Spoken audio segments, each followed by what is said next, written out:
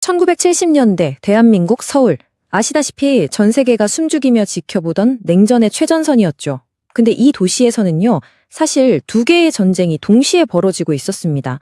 하나는 우리 모두가 아는 전쟁, 바로 38선을 사이에 둔 남과 북의 군사적 대치였어요. 하지만 다른 하나는 그 누구도 몰랐습니다. 바로 모스크바의 비밀 지령을 받은 KGB가 청와대 심장부를 무너뜨리기 위해 소리 없이 움직이던 그런 보이지 않는 전쟁이었습니다.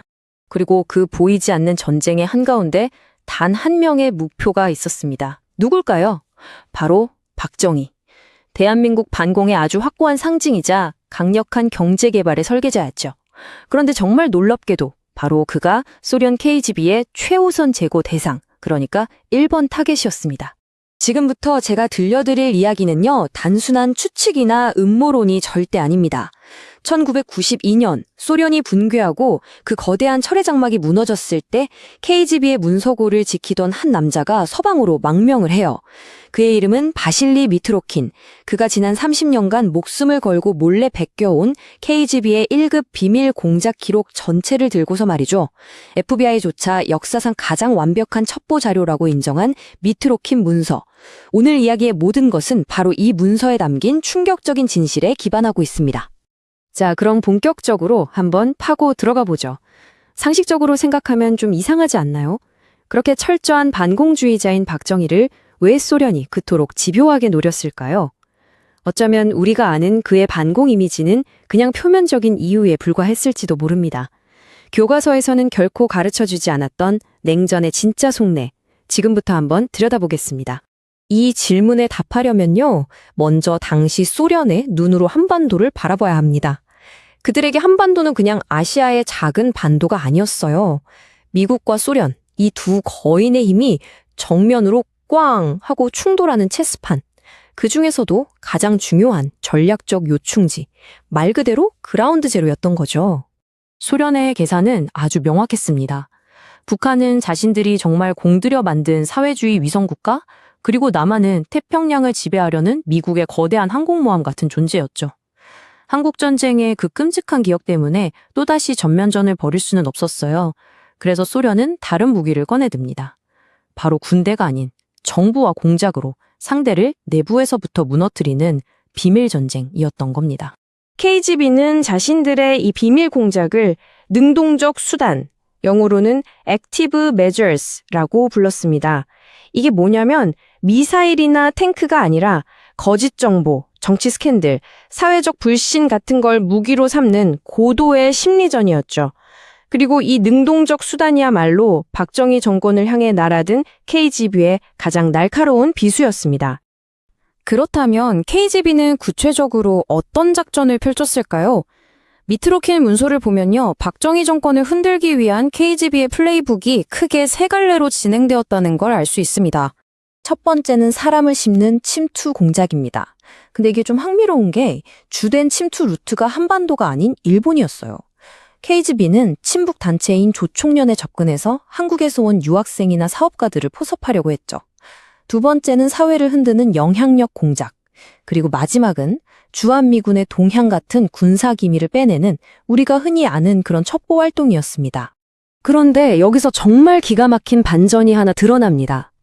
박정희의 중앙정보부, 바로 그 KCI 역시 똑같이 조총련을 정치적으로 이용하고 있었다는 사실입니다. 그러니까 실제 KGB의 공작이 진행되는 동시에 KCI는 무고한 제1교포들을 간첩으로 만들어서 대대적으로 발표했던 거죠. 왜 그랬을까요? 정권의 비판적인 목소리를 억누르고 반공체제를 더 단단하게 만들기 위해서였습니다.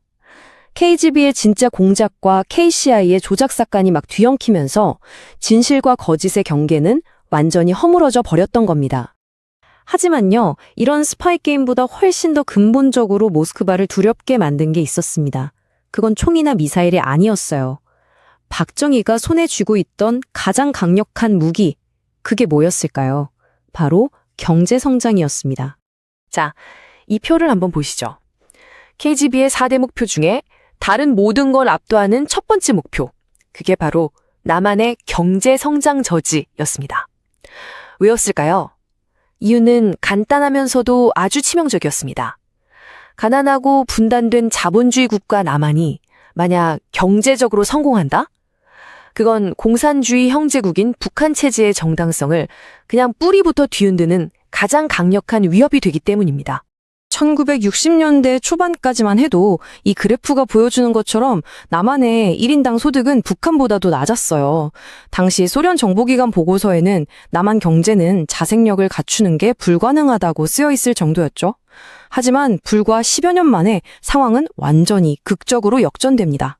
남한의 경제가 그야말로 폭발적으로 성장하면서 북한을 추월하기 시작한 겁니다. 바로 이 숫자. 연평균 10%에 육박하는 경이로운 경제 성장률. 이것이야말로 크렘린궁이 가장 두려워했던 최악의 시나리오였습니다. 이건 단순히 돈의 문제가 아니었어요. 사회주의와 자본주의, 두 체제 중에 어느 쪽이 더 우월한가. 그야말로 체제의 명운을 건 싸움이었으니까요.